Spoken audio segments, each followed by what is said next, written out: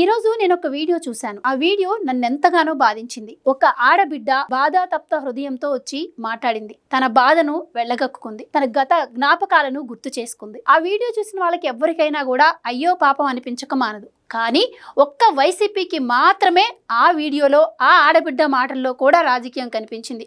ఆ వీడియో ఏంటో మీకు కూడా చూపించే ప్రయత్నం చేస్తాను. నమస్తే, నేను Govardhana. Welcome to fact check. నేను ఇప్పుడు ఒక వీడియో మీకు చూపిస్తాను. ఆ వీడియో మీరు కూడా క్లియర్ గా చూసి వినండి. వైఎస్ వివేకానంద రెడ్డి గారి బర్త్డే. పొద్దున్నే కూర్చొని ఆలోచిస్తుంటే నాన్న గుర్తొస్తున్నాడు. ఏం చేస్తున్నాడు? అదే ఆడ టేబుల్ దగ్గర ఒక ప్లేస్ ఉంది. అక్కడ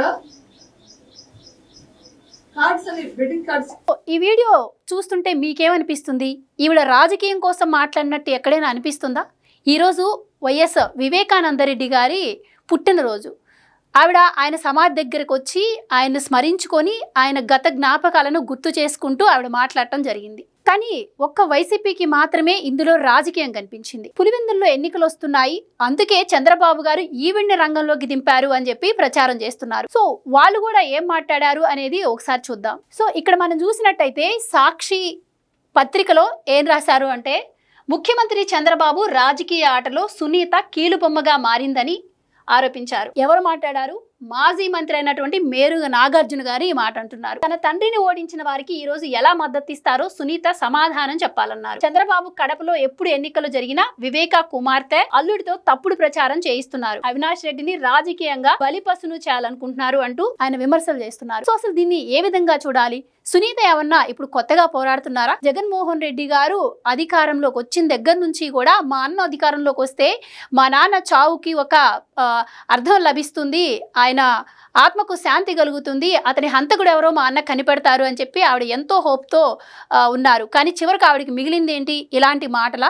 సో ఇదంతా తీసి పక్కన పెడితే ముఖ్యంగా పులివెందుల ఎన్నిక మీదే రాజకీయం అంతా నడుస్తుంది. పులివెందుల జెడ్పీటీసీ ఎన్నికలు ఇప్పుడు ఎంత లేదన్నా కూడా రెండు పార్టీలకు ప్రతిష్టాత్మకంగానే మారాయి. ఇక ముఖ్యంగా ప్రతిష్టాత్మకం అంటే ఇక్కడ టీడీపీ కన్నా కూడా వైసీపీకి ఎక్కువ పరువుతో కూడుకున్నటువంటి ఎన్నికలు. గత 1995 నుంచి చూసుకున్నట్టయితే ఇప్పటి వరకు 2025 వరకు ఎప్పుడు కూడా వైసీపీ పులివెందుల్లో ఎన్నికను నిర్వహించలేదు. ఎప్పుడు ఏకగ్రీవమే అయినటువంటి పరిస్థితి. మొట్టమొదటిసారి ఇప్పుడు పులివెందుల్లో జెడ్పీటీసీ ఎన్నికల్లో ఓటు వేసేందుకు ప్రజలకు ఒక స్వతంత్రం లభించింది. ఈ స్వతంత్రాన్ని మరి వైసీపీ జీర్ణించుకోలేకపోతుంది. కావాలని చెప్పి ప్రభుత్వం అలాగే పోలీసులు కుమ్మక్కయ్యి మా పార్టీ నాయకులను హత్య చేసేందుకు ప్రణాళికలు వేస్తున్నారు, ఈవీఎంలు ట్యాంపరింగ్ చేస్తున్నారు, అలాగే మా పైన తప్పుడు బైండ్ ఓవర్ కేసులు నమోదు చేస్తున్నారు అని చెప్పి ప్రజలను మభ్యపెట్టే ప్రయత్నం చేస్తుంది. సో ఇదంతా చేయాల్సిన అవసరం వైసీపీకి ఏముంది అనుకుంటున్నారా? ఇక్కడ రెండు కారణాలు. ఎందుకు అంటే ఈ ఎన్నిక వైసీపీ ఫ్యూచర్ను డిసైడ్ చేయబోతుంది. ఇప్పటికే జగన్మోహన్ రెడ్డి గారు పలు కేసులతో అరెస్టు భయంతో ఉన్నారు. మూలిగే నక్క మీద తాటికాయ పడ్డట్టు ఇప్పుడు ఈ ఎన్నిక వచ్చి పడింది. సో ఈ ఎన్నిక నెగ్గకపోతే వైసీపీకి పరువుతో పాటు పార్టీ మీద ఉన్నటువంటి గ్రిప్ కూడా పోతుంది. అందుకుగాను వైసీపీ ఇప్పుడు రకరకాల ప్రచారాలను తెర మీదకు తీసుకొస్తుంది. సో ఇలాంటి ప్రచారాలు తెర మీదకు తీసుకొస్తున్నటువంటి వైసీపీ అధికారంలో ఉన్నన్నాళ్ళు మరి ఎంత పారదర్శకంగా ఎన్నికలు నిర్వహించింది అన్నది కూడా మనం ఒకసారి ఇప్పుడు గుర్తు చేసుకుందాం. పుంగునూరులో ఒకసారి ఎన్నికలు జరగడం మనం చూసాం. అక్కడ పెద్దిరెడ్డి రామచంద్రారెడ్డి కూర్చొని మొత్తం కూడా ఏకగ్రీవం చేసుకున్నటువంటి పరిస్థితి. ఇక పిన్నెల్లి రామకృష్ణారెడ్డి విషయానికి వస్తే సరే. అలాగే ముఖ్యంగా కుప్పం ఎన్నికలు కూడా మనం తీసుకున్నట్టయితే పెద్దిరెడ్డి రామచంద్రారెడ్డి వెళ్ళి అక్కడ కూర్చొని మరి ఎన్నికలు నిర్వహించడం కావచ్చు. కొడాలి నాని వచ్చి ఇక్కడ చంద్రబాబును ఓడించకపోతే ఆయన బూట్లు నేను పాలిష్ చేస్తాను అని కూడా సవాల్ విసిరారు. మరి అంతటి సవాళ్లు విసిరినటువంటి వైసీపీ ఇప్పుడు ఎందుకు టెన్షన్ పడుతుంది? ఎలాగూ ఓడిపోతామని చెప్పి ఈ ప్రచారాలను తెర మీదకు తీసుకొస్తుందా? ఇప్పుడు పులివెందులలో వైసీపీ చేస్తున్నటువంటి ఈ రౌడీ రాజకీయం చూస్తే ఇదంతా ఒక స్ట్రాటజీ ప్రకారమే జరుగుతుంది అని చెప్పి కూడా అందరూ భావిస్తున్నారు.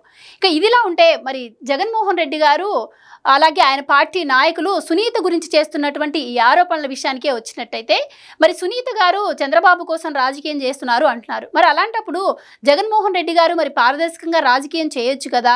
గతంలో ఆయన ఏం మాట్లాడారో ఒకసారి విన్నాక ఆ తర్వాత జగన్మోహన్ రెడ్డి గారు సునీతను వాడుకుంటున్నారా, లేదు అంటే చంద్రబాబు గారు సునీతను రాజకీయం కోసం వాడుకుంటున్నారా అన్నది మీరే డిసైడ్ చేసుకోండి. ఒకవైపున మా నాన్న తమ్ముడు, ఒకవైపున ఇంకొక అవినాష్ రెడ్డి ఇలా చెప్పి ఇలా మాటలు చెప్పి ఇంకొకరి గురించి మాట్లాడతాం. ఆ పిల్లోడు ఎవరు అధ్యక్ష? నా మరో చిన్నాన్న అంటే మై ఫాదర్స్ కజిన్, మరో చిన్నాన్న కొడుకు. ఎందుకు చేస్తారు అధ్యక్ష? ఒక కన్ను ఇంకొక కన్ను ఎందుకు పుడుచుకుంటుంది? ఒక చెయ్యి ఇంకొక కన్ను ఎందుకు పుడుచుకుంటుంది? సో ఇది జగన్మోహన్ రెడ్డి గారు అసెంబ్లీలో చెబుతున్నటువంటి మాటలు అప్పట్లో. మరి జగన్మోహన్ రెడ్డి గారికి వివేకానంద రెడ్డి గారి మీద అంత ప్రేమ ఉంటే మరి ఈరోజు ఆయన జయంతి సందర్భంగా ఎలాగో పులివెందుల్లో ఎలక్షన్స్ ఉన్నాయి కాబట్టి ఆయన కూడా వివేకానంద రెడ్డి గారి సమాధి దగ్గరికి వెళ్ళి నివాళులు అర్పించవచ్చు కదా, అలాగే ఆయనకు సంఘీభావంగా ఏదైనా మాట్లాడొచ్చు కదా. మరి ఆయన కూడా ప్రజలు నమ్మేవాళ్ళు కదా, ఎందుకు అలాంటి పని జగన్మోహన్ రెడ్డి గారు చేయలేకపోయారు? అంటే జగన్మోహన్ రెడ్డి గారికి వాళ్ళ బాబాయ్ అంటే ఇష్టం లేదా?